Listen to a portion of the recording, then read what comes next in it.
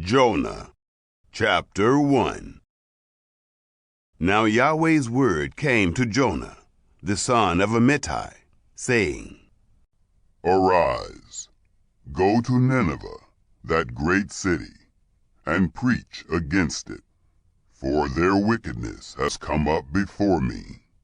But Jonah rose up to flee to Tarshish from the presence of Yahweh. He went down to Joppa and found a ship going to Tarshish. So he paid its fare and went down into it to go with them to Tarshish from the presence of Yahweh. But Yahweh sent out a great wind on the sea, and there was a mighty storm on the sea, so that the ship was likely to break up. Then the mariners were afraid, and every man cried to his God. They threw the cargo that was in the ship into the sea to lighten the ship. But Jonah had gone down into the innermost parts of the ship, and he was laying down and was fast asleep. So the shipmaster came to him and said to him, What do you mean, sleeper? Arise, call on your God. Maybe your God will notice us, so that we won't perish. They all said to each other, Come, let's cast lots, that we may know who is responsible for this evil that is on us. So they cast lots, and the lot fell on Jonah.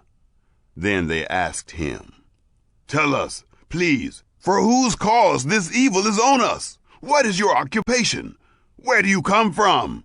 What is your country? Of what people are you? He said to them, I am a Hebrew, and I fear Yahweh, the God of heaven, who has made the sea and the dry land.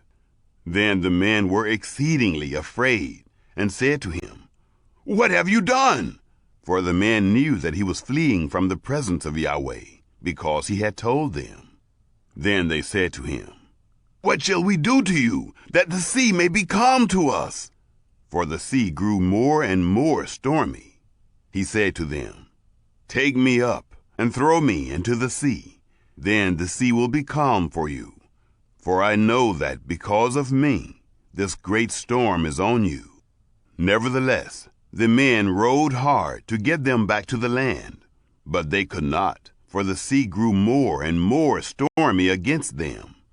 Therefore they cried to Yahweh and said, We beg you, Yahweh, we beg you, don't let us die for this man's life, and don't lay on us innocent blood. For you, Yahweh, have done as it pleased you. So they took up Jonah and threw him into the sea, and the sea ceased its raging. Then the men feared Yahweh exceedingly, and they offered a sacrifice to Yahweh, and made vows. Yahweh prepared a great fish to swallow up Jonah, and Jonah was in the belly of the fish 3 days and 3 nights. Chapter 2. Then Jonah prayed to Yahweh, his God, out of the fish's belly. He said, I called because of my affliction to Yahweh. He answered me. Out of the belly of Sheol I cried.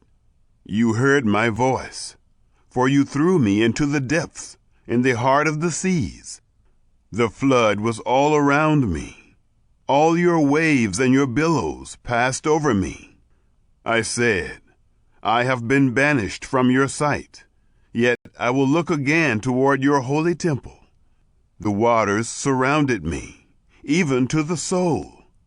The deep was around me. The weeds were wrapped around my head. I went down to the bottoms of the mountains. The earth barred me in forever. Yet have you brought up my life from the pit, Yahweh, my God. When my soul fainted within me, I remembered Yahweh. My prayer came into you, into your holy temple. Those who regard lying vanities forsake their own mercy. But I will sacrifice to you with the voice of thanksgiving. I will pay that which I have vowed. Salvation belongs to Yahweh. Then Yahweh spoke to the fish, and it vomited out Jonah on the dry land. Chapter 3. Yahweh's word came to Jonah the second time, saying, Arise, go to Nineveh, that great city, and preach to it the message that I give you. So Jonah arose and went to Nineveh, according to Yahweh's word. Now Nineveh was an exceedingly great city, 3 days' journey across. Jonah began to enter into the city a day's journey, and he cried out and said, In 40 days Nineveh will be overthrown. The people of Nineveh believed God, and they proclaimed a fast, and put on sackcloth, from their greatest even to their least. The news reached the king of Nineveh, and he arose from his throne, and took off his royal robe, covered himself with sackcloth, and sat in ashes. He made a proclamation, and published through Nineveh, by the decree of the king and his nobles, saying, Let neither man nor animal, herd nor flock, taste anything. Let them not feed, nor drink water, but let them be covered with sackcloth, both man and animal. And let them cry mightily to God. Yes, let them turn everyone from his evil way, and from the violence that is in his hands.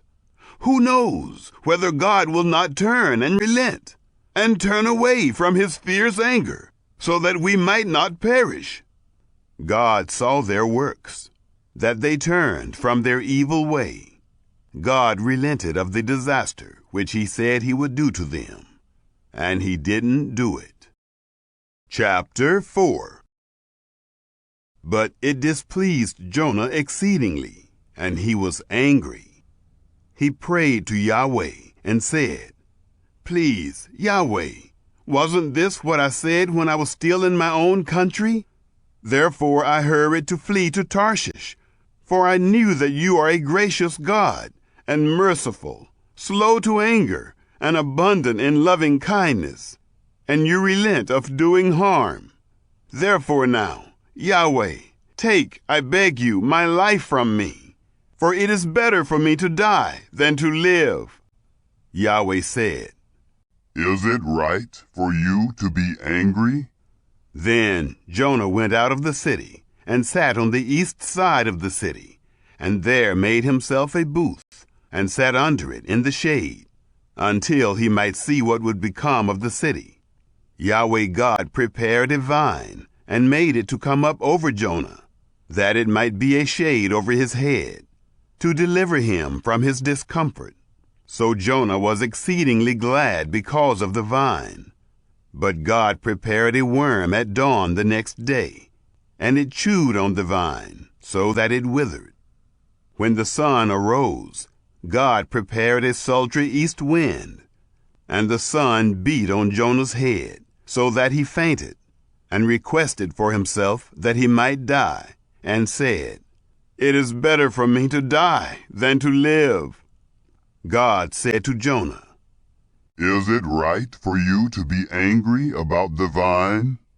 He said, I am right to be angry, even to death.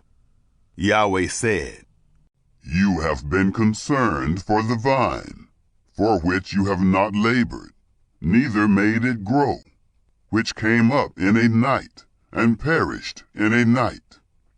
Shouldn't I be concerned for Nineveh, that great city, in which are more than 120,000 persons, who can't discern between their right hand and their left hand, and also much livestock?